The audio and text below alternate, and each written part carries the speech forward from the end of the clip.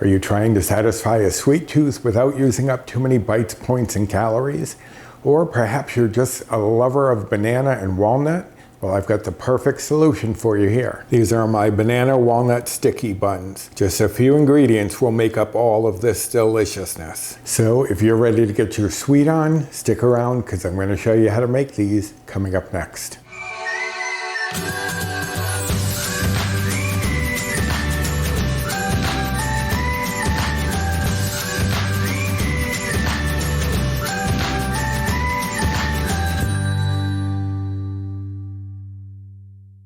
Hello and welcome to my kitchen. My name is Roy. I'm a home cook and amateur baker, and I'm here on this channel sharing recipes that have helped me to lose over 125 pounds, whether those recipes are mine or someone else's. But who are we kidding? They're usually mine. Now today I am doing one of mine, and it is for my banana walnut sticky buns. Now if you happen to follow me on social media, you probably saw these about 2 weeks ago when I was doing the test. They came out perfectly the first time, and I can't wait to show them to you. Now the dough I'm making for this is basically a 2-ingredient dough, but instead of Greek yogurt, which is common, I'm going to be using banana. We're going to be getting banana flavor throughout this entire dish. I really wanted to make sure that you could taste the banana, and boy can you. So let's go over the ingredients. I have here my cooking spray. You can use baking spray as well. I also have a 12-cup muffin tin over here, and that is what we were going to be baking these in, just because I want to make sure that they stay contained. And the way that we are going to do the topping, you'll see in a moment, you want to use the muffin tins. I have here 2 cups of flour, and that's just regular plain flour. If you're using self-rising, you can do without the baking powder and salt that I will be showing you shortly, and just use 2 cups of the self-rising. But here in the Northeast, self-rising flour isn't typically a thing, so it's easy to make your own, and that's what I'm going to do. Here I have 1.5 cups of mashed banana, and that is divided because, as I said, we're going to be putting this into different components of this recipe to make sure we're getting plenty of banana flavor. Now 1 cup is going into the dough. The other 2 1/4 cups, one is going in for the filling and one is going to be part of the topping. And to get 1.5 cups, you need about 3 bananas that are 6 ounces each with the peels on. Somewhere around that weight should give you about 1.5 cups. If you are a little shy, you can bulk it up with a little bit of water or even a little bit of applesauce, just to make sure you get 1.5 cups. Here I have 1/4 cup of walnuts that have been chopped finely. That is about 30 grams of walnuts.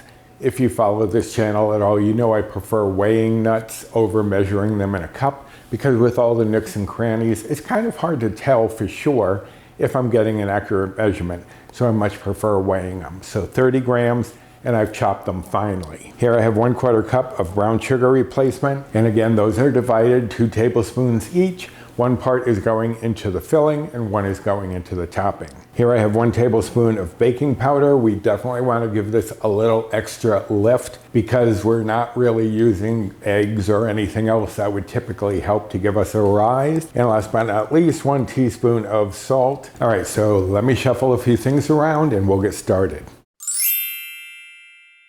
Okay, so I have sprayed my muffin tin very liberally with some cooking spray.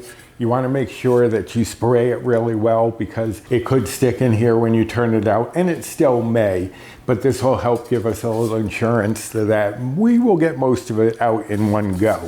But I'm going to set that aside for now and mix together 1/4 cup of banana, brown sugar replacement, and I'm going to whisk these 2 together first just to make sure that the brown sugar replacement dissolves into the banana. And this is going to be the topping for our sticky buns. So that looks pretty good. Now I'm going to toss in the walnuts and just stir those through. And now I'm going to bring back in my muffin tin, and we are going to put our topping in the bottom of each of these cups. The first time I did this, I did each of the components separately, but I think about a teaspoon of filling for each. and then I can adjust if I have some extra. You just want each of these to have the same amount of filling inside. Okay, 1 teaspoon in each was perfect. Now I'm just going to spread that around a little bit to make sure it's covering the entire bottom of our muffin tin. And this is why you want to use the muffin tin, so it contains that topping, because once we turn these out, this is going to be the top of our sticky buns. Okay, and that looks perfect right there. I'm going to set this aside, and I'm going to bring back in the bowl that I just mixed all of that in, because now we're going to do the filling. But the filling is just 2 ingredients that we've already used in here. 1/4 cup banana, 2 tablespoons brown sugar replacement, and whisk that up. Now again, you're just getting the sugar to melt into the banana, and if you get a clump in there, just smash it up a little bit and get it incorporated. And now we'll set this aside and bring in a larger bowl, to which we are going to add our flour, baking powder, and salt, and whisk that all together, because you want to make sure that that salt and baking powder is evenly distributed, so you don't get pockets of salt or baking powder, which will throw off the finished product. And if you do get a little on the counter, don't worry about it, because we are going to flour the counter a little bit when we're rolling out our dough. But now we have that. We're going to add in the banana, the 1 cup of banana, and just mix that together to make our dough, and it will start to come together. If for some reason, some days, if the humidity is different, you might need to add a little bit of water here, but just try working it in as best you can and making a homogeneous dough. Now, just like with 2 ingredient dough, you will probably, once it gets to a certain point, want to get in there with your hands, because after a while, trying to mix this 2 ingredient dough with any sort of utensil is a little challenging. All right, so that looks pretty good. I'll get in there with my hands and start mixing that together so that our dough starts to form. And I like to press it down, smash it in, turn it a few times, get all of that flour incorporated. And you don't want to necessarily work this too much, but you do need to get that flour incorporated. Okay, and there is our dough. There is a little bit of stuff left in the bowl, but I will just put that out onto the counter, because we will work this dough and get that incorporated. But first we need to add just a little bit of flour, just to prevent the dough from sticking as we roll it out. So just spread that out a little bit, place our dough on top, and we're just gonna knead it a few times on the counter. Make sure that everything is incorporated. 8 to 10 times, I would say, should do it. And then I'm gonna grab my rolling pin, my giant metal rolling pin, and you want to flour this a little bit. And now we're going to roll this out into about a 15 by 8 rectangle. And I do have my ruler here to help guide me with that, but just start rolling it in one way, turn it a little bit, roll it again, and just keep doing that until you get the size that we need. And if it starts to stick, what you can do is just flip it. And now the floured side is up, and we don't have to flour our rolling pin. Now you want to roll it so that the long end is across you like this, and the shorter end is this way to you. That way, when it comes time to roll, it'll be much easier. And you don't have to worry about getting it perfectly rectangular. We will shape it a little bit. Okay, that's about 15 by 8. So now I'm just going to shape any edges that might be coming apart, try to make it a little more rectangular. And again, it does not have to be perfectly shaped. You just want to get approximately what we are looking for. Now I'm going to bring in my filling and just pour that over the top, and just spread that out thinly. Now, when you roll this, some of this will likely squeeze out, and that is fine. That is what is going to happen, so don't worry about it. Just want to get it out to the edges, get all of that flavor spread throughout. And now we're going to roll it. We're going to roll it so that we're rolling the end farthest away from us toward us. And I have a bench scraper here in case it sticks. I can move it, but if you don't have a bench scraper, you could use the ruler. You could use a spatula, just whatever it takes to get it from sticking. But this seems to be coming up pretty quickly and pretty well. And yes, some of that is squishing out, and that is fine. And in case it sprung back a little bit, you want to just stretch it so that you're back at about 15 inches. And then we're going to cut it in half. And if you don't like the idea of cutting it with the bench scraper or knife and flattening it a little bit, what you can do is use some floss, and it's best if it's not scented floss. And you would take a bit of floss, go underneath, get to about the middle, and then just pull the floss and perfectly cut right there. So I'll show you that again on this side. Slide the floss underneath, pull it across, and then pull the string until you get your cut. So now I have 4 pieces here. I need to cut each of these into 3. So I will continue with the floss and just cut these.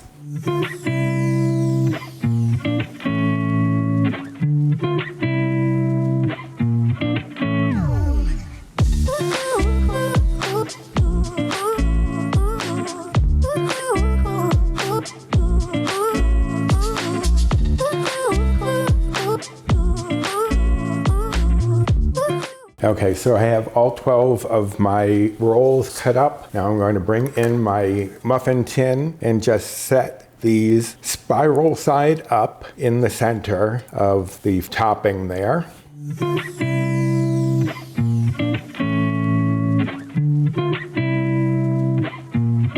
And now I'm going to take these and put them into a 450-degree oven for 10 to 12 minutes, and I'll be back. Okay, there we have them. They are bubbly, that's what you want. And when you touch them, it feels dry on the top. That's exactly what you want. Now what we want to do is turn these out immediately. So I'm going to set that aside. I have a sheet pan here cut with a piece of parchment. I'm going to lay that on top, get my mitts back on, and just flip. Now we're going to let this sit for about a minute, just so that any of the drippings, the topping, will kind of like come off of the muffin cup. And if not, I have a spoon here so that I can spoon it out and put it back onto the sticky buttons. Now my parchment paper did slip a little bit, so we'll see. I may still have to clean this. I was trying to not clean it if I could, but now we're going to lift this off, and not too bad. I didn't get too much on the pan, but I do still have some of the nuts and things in here, so I'm just going to scrape each one out and just put it on top of the sticky bun. So let me scrape out what topping is left behind, and I'll be right back. All right, so I scraped out any of the topping that was stuck in the pans and put it on top, and they look delicious. They smell great. Now these are best eaten the day you make them, but don't worry. If you decide to store them, as I did, I stored them on the counter, you can just refresh them by heating them for about 10 seconds in the microwave, and it softens them right back up. Or I did have someone comment that they'd love the idea of these, but if they had these around, they would just be eating them nonstop. So I did test how well they would freeze, and they freeze beautifully. I let them cool completely, put them in a baggie, and put them in the freezer. And you can individually wrap them in plastic before putting them in the bag, but you don't necessarily have to. And when I wanted one, I just took it out, sat it on the counter, and it tasted just as fresh as the day I made it. So you don't have to worry about having 12 sticky buns hanging around the house. You can put these in the freezer and then thaw them for an hour or 2 to get them softened back to room temperature, and they're perfect. So it's not one of those things you can just run and grab. You could probably microwave it from frozen. I haven't done that, but you probably could do that for maybe 15, 20 seconds. But just sitting them out on the counter for a couple of hours, they were perfect. And I know there are some people out there who don't like using or can't use artificial sweeteners. You can easily swap out the brown sugar replacement that I used for regular brown sugar. It will obviously affect the bites, points, calories, and macros, but I don't think by much because you're only using a 1/4 cup. So don't be afraid to swap out the sweetener that I'm using for real sugar, or any kind of sugar that you prefer. So now that I've told you all of that, I'm assuming you want to know those nutrition facts. Now obviously this makes 12, and each one of these is only going to be 2 Better Balance Bites or Old Blue Points. I am on the Healthy Better Balance plan, which is equivalent to the old WW Blue plan, which is around where their current plan is. Some things are more, some things are less than they used to be on the Blue plan. Now, if you got my cookbook, these are 2 chews, which are, as I mentioned in the cookbook, based on the Better Balance plan that I'm following, or the old WW Blue plan. Because I couldn't use those terms, I came up with chews. So these are 2 bites, 2 points, or 2 chews per sticky bun. Now if you do 2, then it does that weird WW healthy math,